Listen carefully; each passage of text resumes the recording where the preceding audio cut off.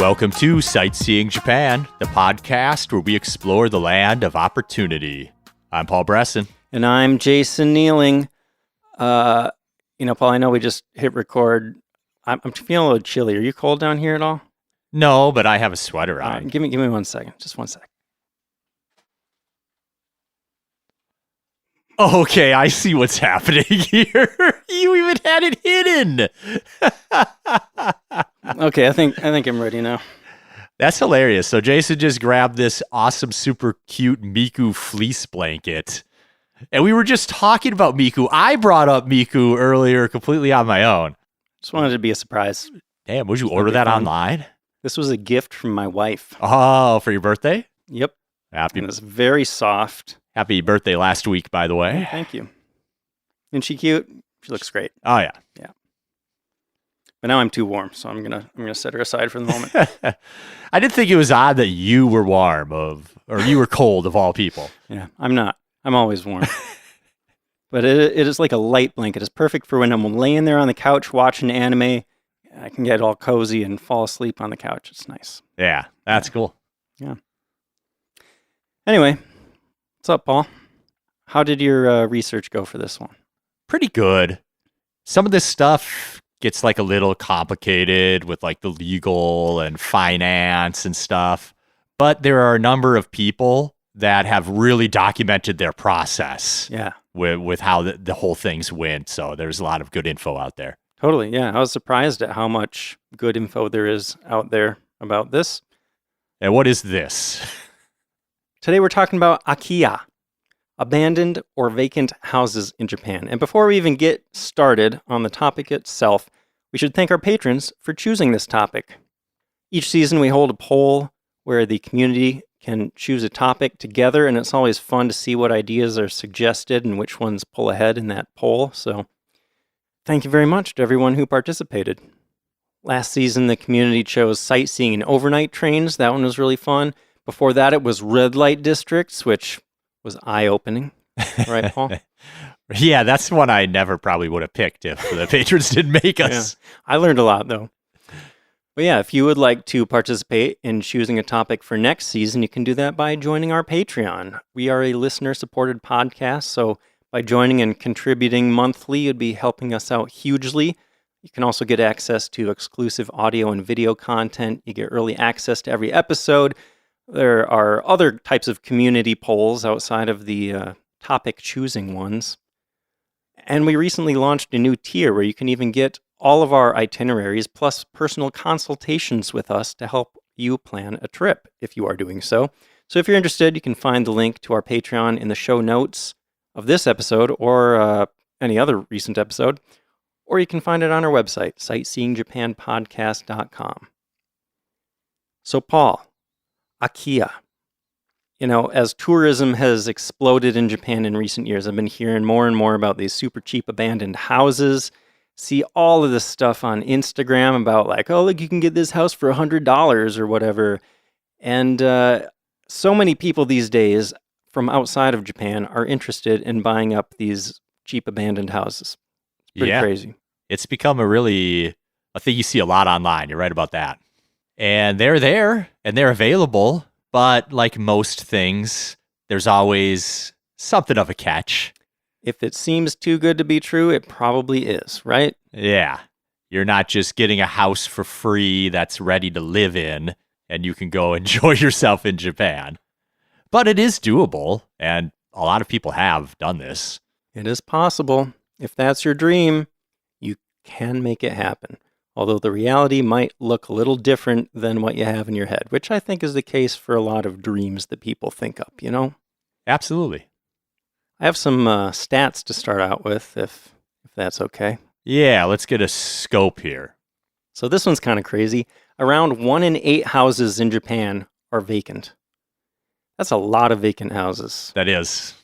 It's actually almost 14% of all houses. Over 9 million of them.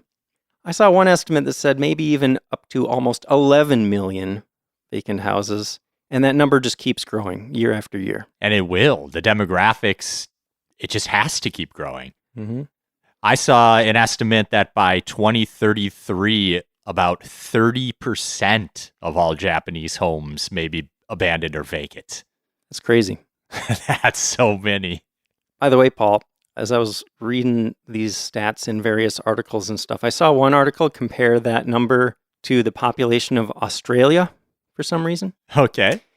I didn't realize that there are only around 27 million people in Australia. Did you know that? I would have said, yeah, around 20 million would have been my guess, I think. You would have guessed 20 million people in Australia? Yeah. I feel like this happens a lot where I bring something up and I'm like, man, Paul, I was totally shocked by this. And you're like, nah, that doesn't surprise me. I knew that. Well, we have different interests. I like geography and I mean, I realize that, like that, most of the people in Australia live right around the edges and, not too many major cities, but that still just seemed like a surprisingly small number. That's only like 1/5 of the population of Japan. And Japan's way smaller. Yeah, but Japan has a really high density population. Yeah, anyway. I know we have a lot of Australian listeners. They're probably like, Jason, it's dummy. Why doesn't he know this? Yeah, most of Australia is empty, right, Jason? I know general things about Australia. Drop bears and platypuses. Okay. Kangaroos. Yeah, there you go. Deadly spiders. Yeah. And that's it. That's all I know. I'm just kidding. One day I'll make it to Australia. Everything I know about Australia came from Crocodile Dundee. Yeah. Or Steve Irwin, right? Oh, yeah, there you go. Anyway. So, Paul, why are so many houses vacant in Japan? I found a number of reasons. The obvious one is the declining population and the aging population. Also, demographic changes. More and more people keep leaving the countryside to go to cities. Younger people go to find career opportunities and have a different life in the city. And they don't want to come back and take over their parents' house once their parents pass away. Yeah, so a lot of these rural villages, the people that would inherit these houses don't want them, and they just leave them to rot there. Although I don't want to give the impression that all Akiya are in tiny rural villages. There are vacant homes in cities, just not nearly as many of them. There's also a preference for new builds. In Japan, it's pretty regular to only expect a house to last 20 or 30 years. So a lot of people aren't interested in a 50-year-old house. They'd rather just get a new one. I heard that the official lifespan of a house in Japan is considered 35 years. You might also wonder, if there are all these abandoned houses, why don't people just tear them down? But I discovered that you actually have to pay higher taxes on vacant land than you do if there's a house on it, even if that house is like uninhabitable and falling apart. Isn't that weird? I can see it. See, this is another one of those things where I'm like, wow, that's so surprising. And Paul's all, no, that makes perfect sense to me. Well, I've spent a lot of time thinking about tax policy, Jason, and why? You want land to be used. If you're government, you don't want people just sitting on big plots of empty land. You want them to build housing or do agriculture or do something that generates revenues for you. That makes sense, unless you're in the middle of nowhere. Even the middle of nowhere has a government. I mean, there are some real rural places, places without like utilities and stuff even. True. Anyway, so the point is, there are a lot of vacant houses, and now foreigners are becoming more and more interested in snatching these up, especially kominka. You know what that is, Paul? No. Those are traditional style houses. Sure. Because who doesn't fantasize about living in a traditional Japanese home? If you want to live in an old home in the countryside, isn't that what you want? That's totally what you want. You want to be living in My Neighbor Totoro, basically. That's what I imagine. Yeah. Hanging out with forest sprites and all that. Sounds nice. So the rest of this episode, we're going to walk through the process of finding a house and buying a house and then fixing that house up and then regretting your decision. I did find one website that was like, how to buy an Akiya. And then there's an article, how to fix up your Akiya. And then the third article is like, you decided you don't want your Akiya anymore. How do you sell it? Yeah. I saw articles like, can you just walk away from your Akiya? The answer is no. Don't do that.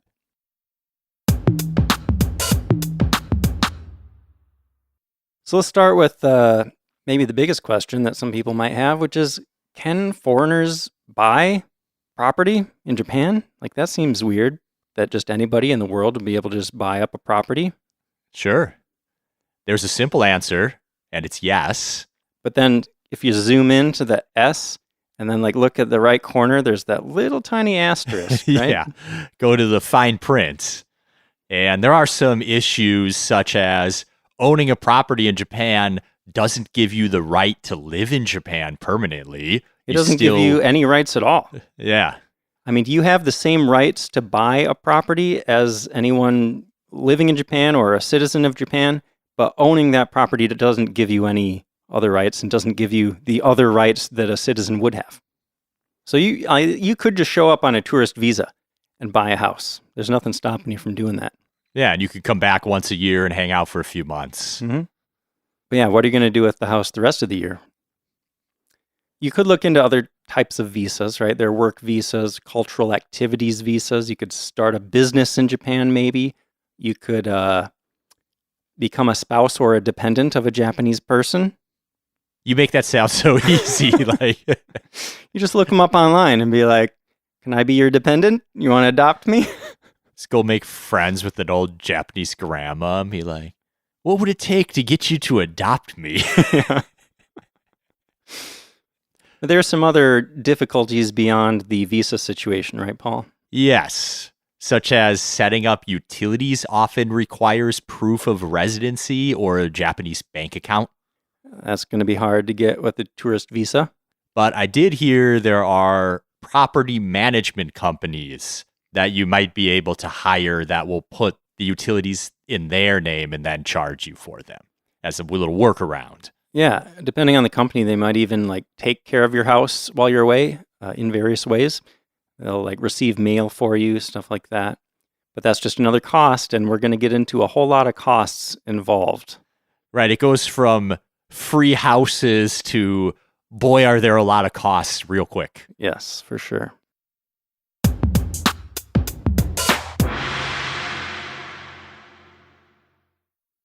All right, Paul, so you decided you want an Akiya. So we mentioned already that there are over 9 million vacant houses in Japan, right?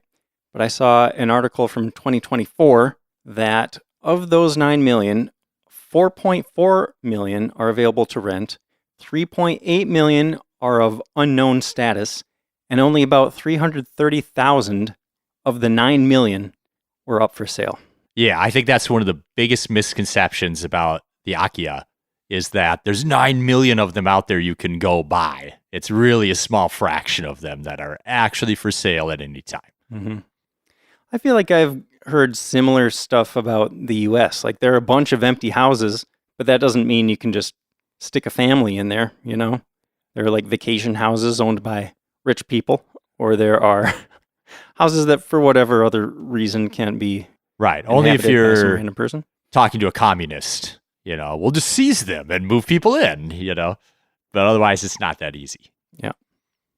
So one place you can find a lot of the ones that are for sale is on Akiya banks, which are basically real estate websites that specialize in Akiya.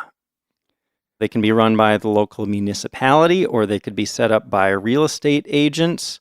But for the ones run by municipalities, you might need to register, and they might not let you register if you're not a Japan resident. You know, all this stuff, it depends where you go and what you're looking at, but it gets tricky, right? It really depends on the specific municipality.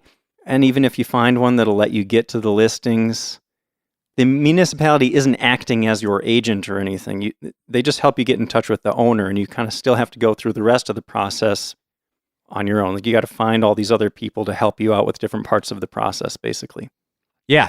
I found it interesting that there's actually a handful of English language Akiya Bank websites, which is pretty cool. It's fun to just scroll through and look at what's for sale out there and what the prices are. I saw at least one guy that said he bought his from a government auction because it was seized for tax purposes. Yeah. So you could show up to the right auction and try to buy one that way as well. Yep, that's the thing. But even if you're looking at these English language things, like they're not helping you through the entire process, right? What I saw is like the language barrier can be a real issue that like you want to hire somebody specific to help you with that.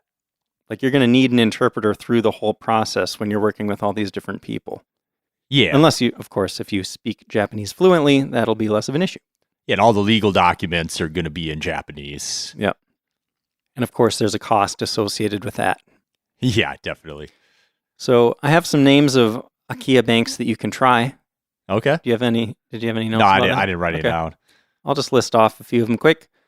Akiya at Home is a large database that covers the entire country, though it looked like that one is Japanese only. Lifull Homes, Lifull Homes, is similar, also only in Japanese. They're actually free houses. There are a lot of free Akiya, and there's a website that specializes in those called Zero Estate. That one's also only in Japanese. But as we said, if it seems too good to be true, it probably is. Like these free or incredibly cheap ones, they're probably more trouble than they're worth. There could be structural problems. They might not meet earthquake resistance standards. They might have been built with asbestos, and they'll probably be extremely expensive to renovate. Like it could actually cost you more than if you were to just build a brand new house from scratch. So the advice that I saw is like, don't just look at the very cheapest ones you can find. There's probably a reason they're so cheap. Nobody wants to buy them, you know? Okay, I do have some places with listings in English. AkiyaBanks.com looks useful, but you need a subscription for that. AkiyaMart.com. I think you also need a subscription for that. CheapHousesJapan.com is a newsletter that you have to pay for to help you find something. Koryoya, KORYOYA.com is a popular English language source. Just at a glance, that looked to me like maybe the best English option. And it actually focuses on those traditional kominka folk houses, which is pretty cool.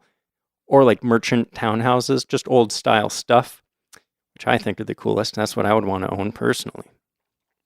One piece of advice I saw as you're searching through these sites is you can't necessarily trust the age of the house on these listings. Like apparently older houses, especially before like 1950 or so, there's not an easy way to track when they were actually built. So the website could say it's from the 60s or 70s, but it's actually over 100 years old. Like when it gets that old, there's just no way to really know for sure. Yeah, I saw that you always want to verify with the agent what exactly is the age of this house. Yeah. And they might not always have every piece of information you're looking for, you know? But Paul, what do you think is, if you're looking for a house in Japan, what's the best way to do that? Yeah, I think going to Japan and being able to see these places would be a good start. I think that's better than looking at pictures on the internet, personally. Yeah, I'd want to walk the lot at least, if not get into the house before I made a purchase like this. Yeah. But even besides like the benefits of actually being there and being able to look at the house in person, it can be nice, like if you live in Japan, to get to talk to the locals, especially like in really rural areas.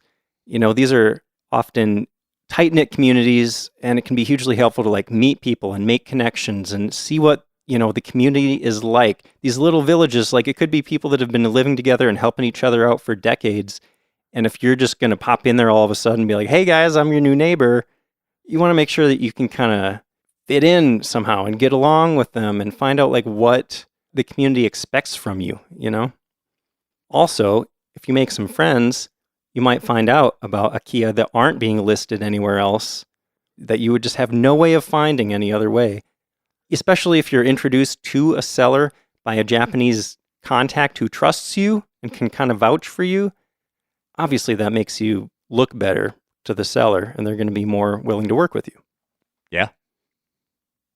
I found it interesting how many different types of houses are Akiya. You know, you mentioned a few, like you've got your traditional houses, you've got the old shop front houses, but there's ones with ocean views. I saw a couple log cabins that look like they were up in the mountains somewhere. Cool. There's some that have gardens on the property. So you could kind of find a wide variety depending on if you're open on location to what you're looking for. Yeah, I mean, they could literally be anything because Akiya just means a vacant house. It could be any style of house. It could be anywhere. It could be any size.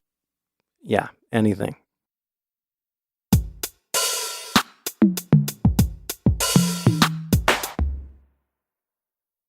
Okay, Paul, so you're searching around on all these websites, or maybe you're just walking around Japan, shaking hands, taking a look at these houses. How are you going to make a decision? How are you going to choose which one of these amazing, really old, dilapidated houses you want? Like, how are you going to do it? I mean, for me, location is always incredibly important. And you're always going to have to factor in cost. What's your budget? And amenities, or in these cases, like, are you okay if it only has an outhouse and not plumbing to the house itself? Yeah. What size of property or house are you looking for? One thing I saw that it never really occurred to me is that a lot of these, especially really old houses, might not have even been built with bathrooms. Like they didn't have baths. Everybody in the village just went to the local Sento, the local bathhouse when they needed to bathe. So I don't know how many houses there are that still don't have a bath at all. I think a lot of them, though, have baths that were added on later. So Yes. the plumbing can get really weird and like they might be in weird places or, like you said, almost in like an outhouse for the bath. Like it's just a little separate little building for the bath itself. I saw one couple that had moved in and they had like a little shed with a bath in it. And they had to go light the wooden stove next to the bath and wait 20 minutes for the water to warm up before they could go use it. Totally, yeah. But yeah, there are a lot of factors to consider, right? You want to try to imagine what your life might be like living in this place. How far away from a train station are you okay with being? Or from a city center? Like in these little villages, there might not even be a grocery store or a gas station or those kinds of things. If they ever existed, if people have been moving out for so long, maybe there just aren't enough people to support that kind of business. If you're looking at rural areas, you'll need a car and a driver's license, probably. I suppose you have to think of the long-term trends, too. The Japanese population in the countryside is rapidly declining. If you plan to live there for 10, 20 years, what's that place going to look like in 10, 20 years? Things are going to keep closing down. People are going to keep moving away. Mm-hmm. That's a good thing to consider. I did hear that the Japanese government has like done things to encourage people to start moving out into rural areas, right? So there are some areas that have actually been growing, but I don't think that's an overarching trend that you can rely upon or anything, No, it's not. And again, I want to point out like these tight-knit communities out in the countryside, like people are used to relying on each other and there's kind of a local network that you would want to be a part of. And if you're not a part of that, life is going to be harder for you, if you don't have neighbors, bringing vegetables by or like just willing to, help each other out when you need something fixed or trading tools or whatever, that kind of stuff. There could even be like an expectation that you're going to participate in community things, whether that's like recreational events or it's just like getting together to kind of fix things up in the community. Yeah, I saw it recommended, like show up to the local meeting of whatever, be involved in the festival that they do, all those sorts of things. Totally. I also want to mention, if you're looking for a property to fix up and rent out, of course, you got to think about what kind of clientele you want to attract. If you want to rent short-term to tourists, you'll want to find a place near tourist hubs so that people can get around to the places they want to get to. You might want to preserve traditional elements of the house because people like that. A lot of people go to Japan because they want that traditional experience. If you want to rent to long-term tenants, maybe look for something near universities or business areas, places where people want to live. Yeah. Not that it's not possible to do that and make some money, but it's tough. With the renovation costs most of these places require, it's like, why is it abandoned? Wouldn't they be renting it out already if they thought they could make money on the place? Yeah, it's going to be tough. I'm not recommending that you do that. I'm just saying if you were to do that, because there are people that have done that and done it moderately successfully. Yep. Right? Yep. It's possible. It's possible, but Yeah. Yeah, you have to be smart about it. There's a lot to think about there. Well, you mentioned, Jason, that there's free houses out there. I did see that most of the listed ones are in the $10,000 to $100,000 range. I saw some people recommending like $20,000, $30,000 as the sweet spot of like not spending too much without getting something that was unworkable. But we'll talk about more, but there's going to be renovation costs. There's going to be taxes. There's going to be a lot more than just your price of the house added on later. For sure. Another very important point is that if you're planning to buy a house as an investment, like you might in the US, like thinking, well, housing prices just keep going up, right? It's just going to keep being worth more. Just don't do it. That's not true in Japan. Houses in Japan, as time passes, they lose value, like pretty much always.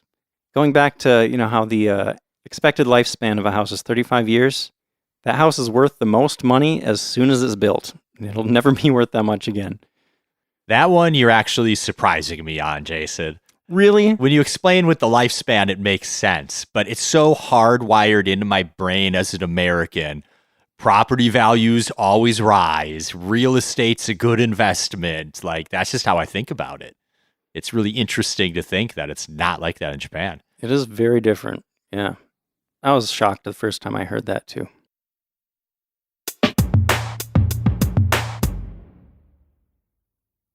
Okay, Paul, so you picked one out. You decided, I'm going to buy this thing. How do you buy it? Well, I'm going to want to try to find a real estate agent, which will be super helpful, but can also be challenging, especially if we're talking in rural areas. Finding a real estate agent that speaks English is going to be exceedingly difficult. Yeah. Also, even if you speak Japanese, when you're buying something of such low price, the commissions are also really low, which is less incentive for an agent to want to spend their time helping you with it. I saw that it's not uncommon for agents that do these kinds of sales to get commissions from both the buyer and the seller. Like, they represent both sides because it just doesn't make financial sense any other way. Yeah, I thought that was interesting. Yeah. And a good workaround, too. Mm-hmm. You also might want to find an agent who specializes in Akiya houses because they present a lot of unique challenges. It's not going to be the same for the agent, not the same as selling a newer home.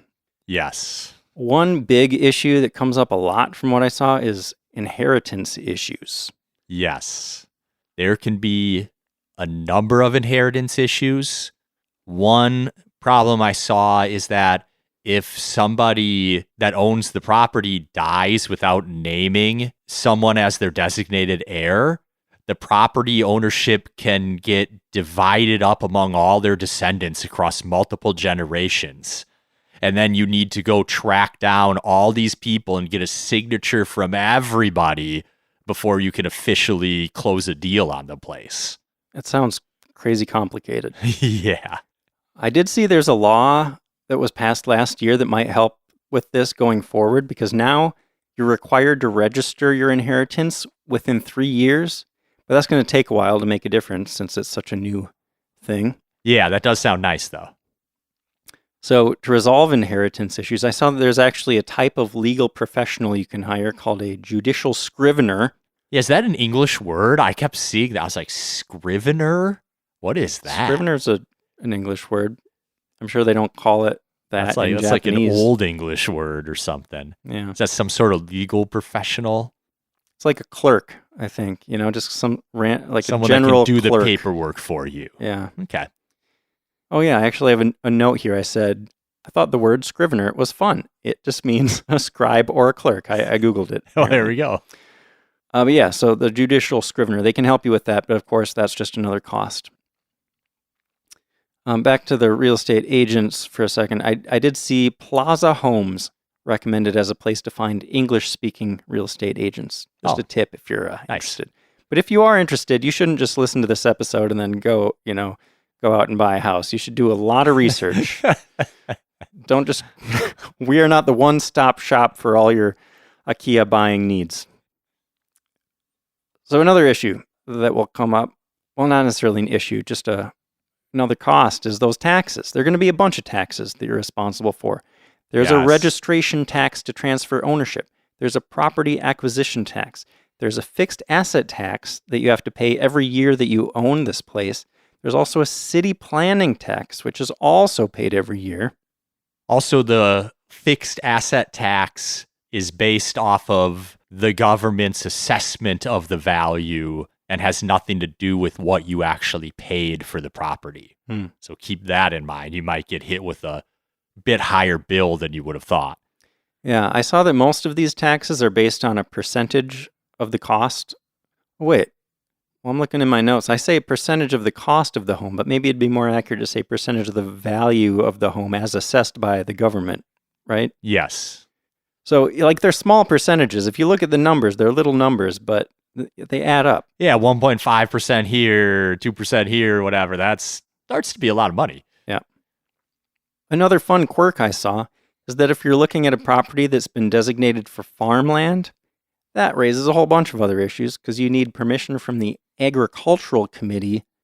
Like, they have, it's basically zoning laws, right? They say that certain types of land can only be used for certain things. So if you want to buy some farmland, you have to register as a farmer, and that comes up along with a bunch of requirements. You need to buy a certain amount of land to be a viable farm. You might need to have a business plan about how you're going to survive as a farm. You need an agricultural law permit, whatever that is. And there's another scrivener that can help you with that, an administrative scrivener. They can help you with various documents that need to be submitted to various government agencies. But of course, now you're paying a translator, two scriveners, a real estate agent. It's more costs, yep. So what about the money, Paul? I mean, even outside of all these taxes and all the costs related, you still need to actually put down the money to buy the house. Where's this money going to come from? Cold, hard cash. That's the best way to do it, definitely. There are financing options, but there's a lot of requirements. You've got to be, if you're a foreigner, there's certain types of loans where if you have permanent residence or you're married to a Japanese citizen, plus you have several years of work experience, you might be able to get a loan. If you have a long-term work visa in Japan, plus even longer work history, you might also be able to get a loan. If you're a non-resident foreigner, it's going to be very difficult to find a bank in Japan that will want to do a home loan with you. Not impossible, but very, very difficult. I saw that a bank in Australia used to do home loans in Japan. Really? And they just recently stopped. Huh, interesting.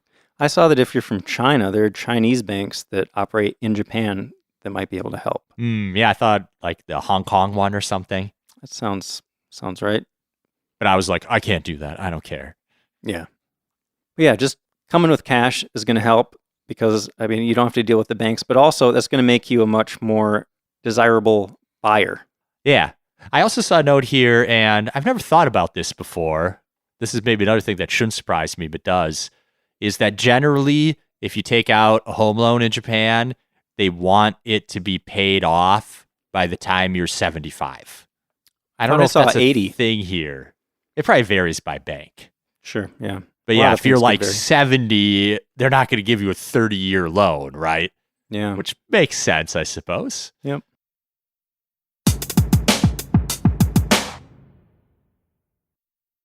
All right, Paul, you did it. You succeeded in buying an Akiya. Now the nightmare begins. Yeah, that was a lot of work, and it only gets harder. I don't mean to be too discouraging. This stuff is possible. Basically, I wouldn't want to start going down this path unless I had a whole bunch of money just sitting in a bank account ready to make this whole thing happen. Yes.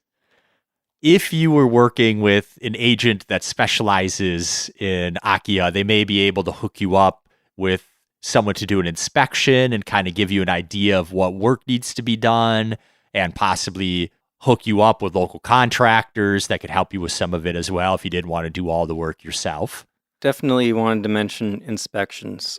Like I saw that a lot of these places are sold as is and uninspected. That's just a bad idea. Like it doesn't matter where you are.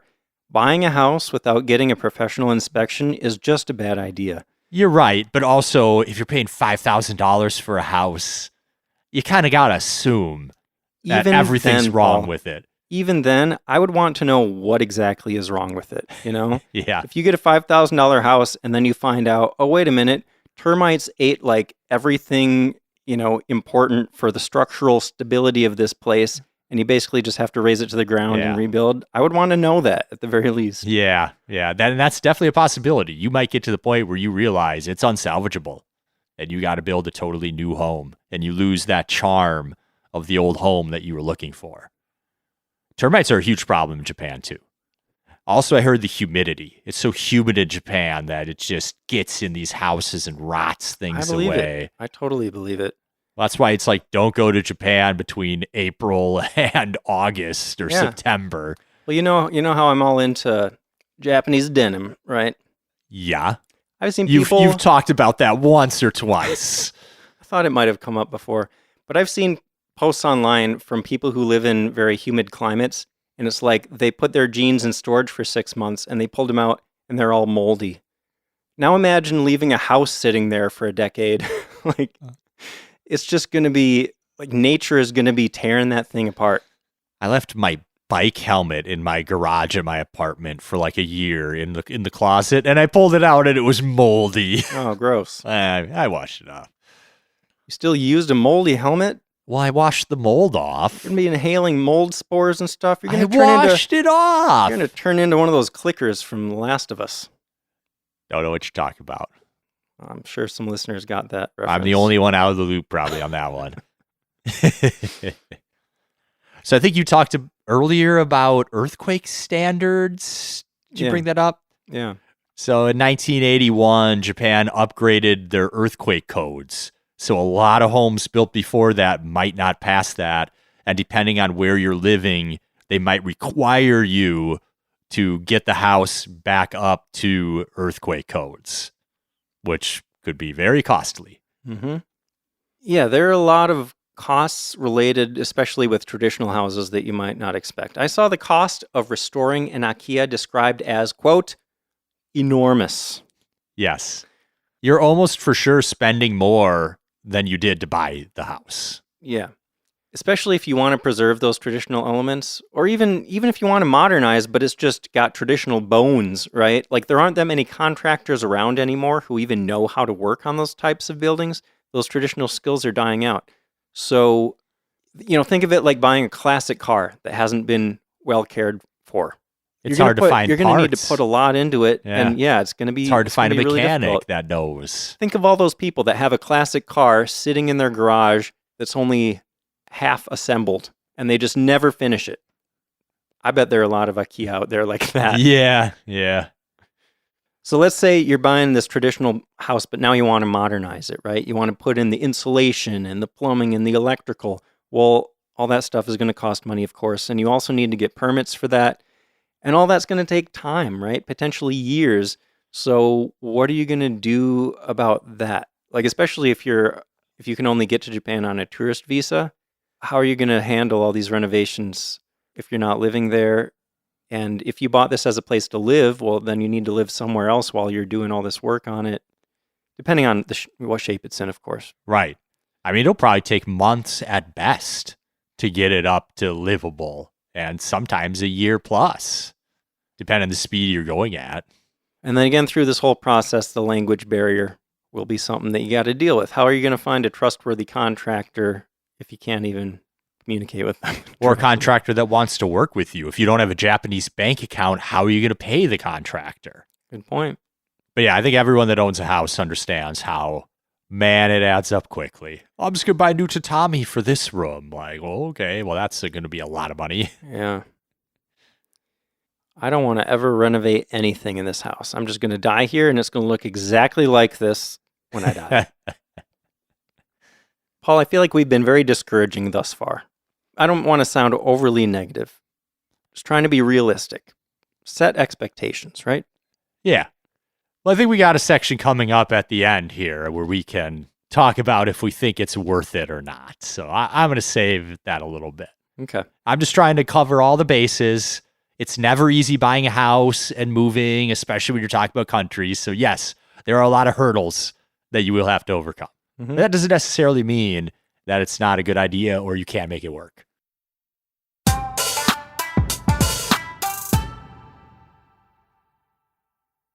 Well, let's say you did it, Paul. You picked a house, you bought the house, you renovated the house, now you're living in it. What's that going to be like? It's going to be different than living in a modern house in the Western world. You might have poor climate control because of bad insulation, or you've got paper doors on the outside of your house. You're unlikely to have central heating or any air conditioning at all. Depending on where you're at in the winter, you might have to huddle around a heater or a stove to try to stay warm at night. It's a different style of living for sure. Yeah.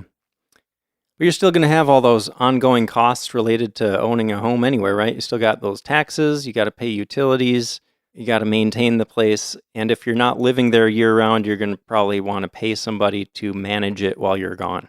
Yes. Especially if you're out in the country, you're going to have to get used to the little critters, spiders and centipedes and all the bugs we just talked about in the Oh yeah, go listen to the bugs episode. Yeah. Also, I heard one person saying that on rainy nights, they'll wake up in the morning and find like geckos and lizards and kind of all the creatures come seeking shelter from the weather. What do you think? I mean, geckos, they're like exotic enough for me that it's like, oh, that sounds kind of cool. Yeah, I wouldn't really mind a gecko. Oh man, I just had a flashback to when I was a kid and I was in Cub Scouts. My dad and I went to this like scout camp kind of thing, and we slept in these canvas tents outside. And the first morning I woke up and looked around, and dude, the entire inside, or no, wait, I didn't even spend the night. This was the night before. I got in the tent, I looked around, there were more daddy long legs than I'd ever seen in my entire life, and I was like, I think I'm ready to go home. Anyway.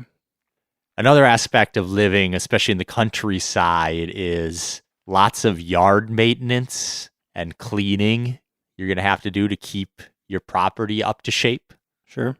We already talked about having to have a car and a driver's license probably, and not easily going to pick things up. I don't know.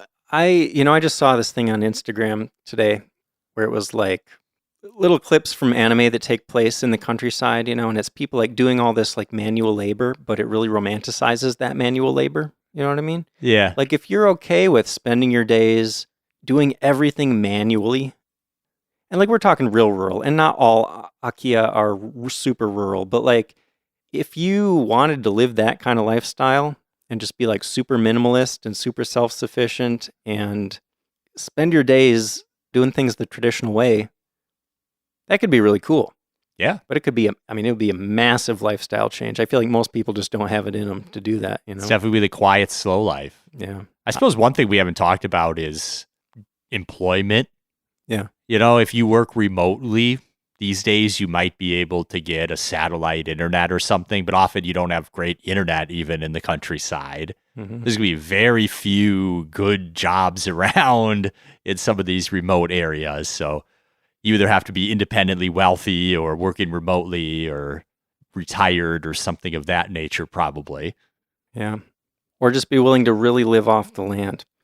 I'm trying to remember the name of that book that I read recently where this guy went around like just the most rural little villages he could find in Japan. And he talked to the people that lived there that were spending like $1,000 a year, just like super, super minimal, only, needing to pay for gas to get to town once a month or something for whatever. And they're just like doing their own thing out there. And it sounded like pretty awesome. But like I said, I don't think a lot of people could adjust to that if you're used to the city life. Yeah, I don't know. I don't know if I could. It'd be tough.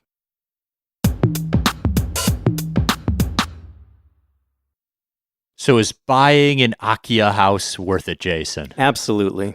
I'm going to do it. Yeah? When I'm retired and rich. Okay. Main residence or just having a little vacation home?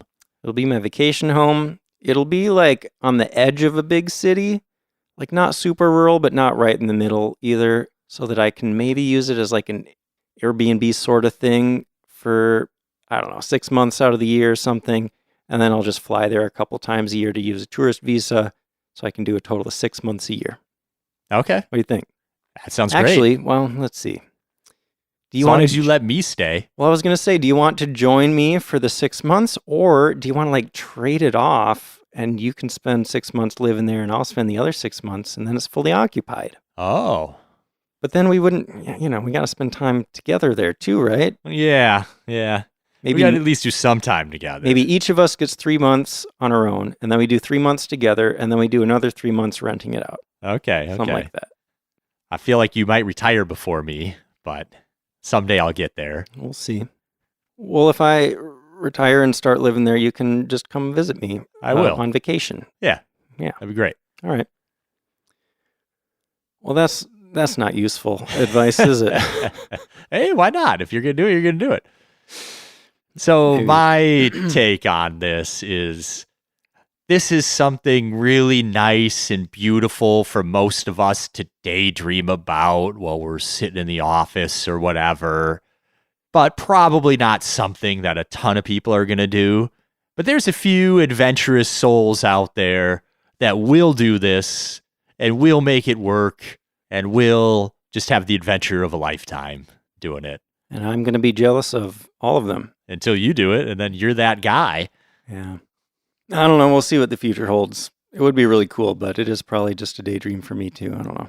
I'm the type that if I was serious about buying property and moving to Japan, I'd probably just want to buy a move-in ready place.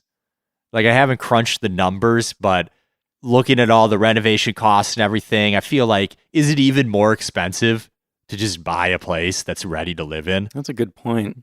Quite possibly not, One thing we didn't mention is that a lot of this, at least like the renovation costs, can be mitigated if you're a big DIYer. Yes. There are YouTube videos of people that are just like really awesome at fixing up houses. And, they've done videos like that in Japan, just fixing up these traditional places, and it's incredible. The materials will still be expensive, but you'll save a ridiculous amount on labor costs. Yeah. But so here's my conclusion that I came to, is that an Akiya can be a good option. It's going to be better for people who want to live in Japan and be a long-term resident. I feel like that's the situation where it makes the most sense. You're still going to have to find a way to become a long-term resident, but like you could buy one of these places and make it into a comfortable place to live. Yeah. That's doable if you have the money and resources to make it happen. Even if you're traveling to Japan once a year for a few months, I mean, you could do a long-term rental, and then you could move around cities and locations. And yeah, if you're visiting just as a tourist, I just feel like it makes a lot more sense to rent hotels. Like, the only real benefit you get from buying a place is that it sounds really awesome when you tell your friends, oh yeah, I have a vacation house in Japan. you can make it yours. Yeah. But all the hurdles, like, probably not worth it if you don't live in it full time or close to full time. Right. And I just want to restate one more time, if you're looking for an investment property, stop. No, it is not worth it. It's a really bad idea. Yeah. It is going to cost you money. It's not going to make you money. Right. I saw a video, I forget which video it was. It might have been a guy that was like an agent and selling houses, or maybe it was somebody that ran one of those websites that helps you find houses. But basically the advice was, it's not going to be a good financial decision to buy an Akiya. Like, that's not why people do it. It's not because you're going to make money off of it. Yeah. People do it for the other benefits. It's the lifestyle. You want that rural, slow lifestyle. I mean, it doesn't need to be rural. You could be buying a place in the city. But the point is, like, if you want to live in Japan and own a place in Japan, and that means a lot to you, more than the money that you're going to be spending, then sure, it can be worth it for you. But it's not uncommon for people to experience buyer's remorse when it comes to Akiya. Like I mentioned, I saw an article that talked about how you might be tempted to just abandon it. You buy this thing for $5,000 and it's like, I'm in way over my head. Yeah, but Well, the government's not going to forget that you own it. Right. There's public record of your ownership, and you will continue to be responsible for taxes, so you don't want to just abandon it. Just know what you're getting into before you get into it. That's my advice. Mm-hmm. So hopefully, we've given you an idea of what it takes and what you're getting into if you start heading down this path. Anything else, Paul? Thanks again to our patrons. This is probably something that I never would have looked into so hard if it wasn't selected to be our episode. So I learned a lot. Yeah, I was a little intimidated by this topic just because it seemed like so much technical stuff, but I'm glad I did. I'm not sure if it's a good thing or a bad thing that I know more about it, like just for my personal finances, because now I just have more reason to daydream about it and think about like how I'm going to get past these obstacles. You pulling out the spreadsheet. Well, what if I did this? How much money can I stick in an investment account? How long until I could just... How much rent could I charge Paul when he comes to visit me? I can just start my Japan house fund and save it up for 30 years. And then when I retire, boom. Yeah. Hey, there you go. Anyway. Imagine how many abandoned houses there'll be in 30 years. Yeah, maybe I should wait. Maybe they'll get even cheaper. Maybe they'll pay me to take a house in Japan. Yeah, that's the only way it's getting cheaper. All right, well, before we wrap up, Paul, I have a surprise segment to insert here. Oh, okay. I will be right back. Oh. All right, Jason's coming out of the closet, and he's got a package. All right, let's see here. Let me pull this out. All right, Paul, here, first of all, you can read this. A gift for you. To Paul, I felt bad for only getting something for Jason, as you are just as responsible for this podcast that I love so much. So here's something to decorate your desk at work. From Shaked. Aw, Shaked. Isn't that sweet? That is. Does he know that I have like no decorations on my desk at work? You said you had that picture of me. Did I say that? No, that was a joke. Okay. You have a picture of somebody else, which I was very offended by. Oh, that's right. My little work golf thing. Yeah. And I have 2 plants now. Okay. I turned it into a knot. Paul's really having issues with the bow here. He turned it into some sort of sailor's knot or something. Oh, the bow runs through the whole outside. I didn't realize that. I think we're going to run out of time before Paul can get this package open. Oh my God, how many times do I gotta cut it? Hey. Got it open. It is a bonsai tree. What? 4-in-1 bonsai. Lego type style. What does 4-in-1 mean? It's got all the seasons. There's a spring, a summer, an autumn, and a winter. That's so cool. It looks like there's maybe one base to the tree, and then you kind of like change the leaves. That's awesome. Does it have little accessories on the side too? There's like a snowman for winter and a snowman and a butterfly. That's awesome. This is so cool. Thank you, Shaked. This is fantastic. I will bring this to work. So thoughtful. And then I'll get to geek out about Japan. Everyone will be like, oh, is that a bonsai? And I'll conversation starter. Oh, let me tell you a few things about bonsai. Yeah. Let me talk for an hour. I'll tell you about all the styles like we did in episode whatever number that was. That's awesome. What a great surprise. Well, thank you, Shaked, for being such a great guy and for supporting us as one of our Shogun level patrons. Also want to shank... I don't want to shank our patrons. I also want to thank our other Shogun level patrons, Kevin Harris, Michael Morris, Brady K, Jack, Pamela Arola, Kevin Phillips, Kelly Ardong, and Eli S. Thank you all so much. It means a lot to us. And for anyone else who would like to help out the podcast, please consider joining our Patreon. You can find the link in the show notes. Or, if you don't want to do that, you could also leave a review. I really love reading those reviews. That would be awesome. Yeah, reviews are great. I'm just still looking at this gift from Shaked. It makes me happy. I was not upset at all that Jason got something and I didn't, but this still warms my heart. It gives me the fuzzies. I'm glad you're feeling fuzzy, Paul. It makes me feel fuzzy to know that you're fuzzy. We're all just fuzzy. Yep. Even Miku's fuzzy over here. Well, Paul, what are we talking about next time? We get to talk about Japanese mascots on the next episode. It's kind of odd that you sound so excited because I remember bringing up this topic a real long time ago and you were like, nah. I just got to point that out that this is going to be a really awesome episode and I'm really excited. But and then you brought it up again and I said, nah. And then you brought it up again and I was like, And then you brought it up again and I said, okay. And I was right. It's because of that one mascot that I brought up that's like really dirty and weird, right? Is that what did it? I don't know. Honestly, I don't know. I was just ready. I was ready to do a mascots. You know what? I bet I know what did it. Hiko Nyan.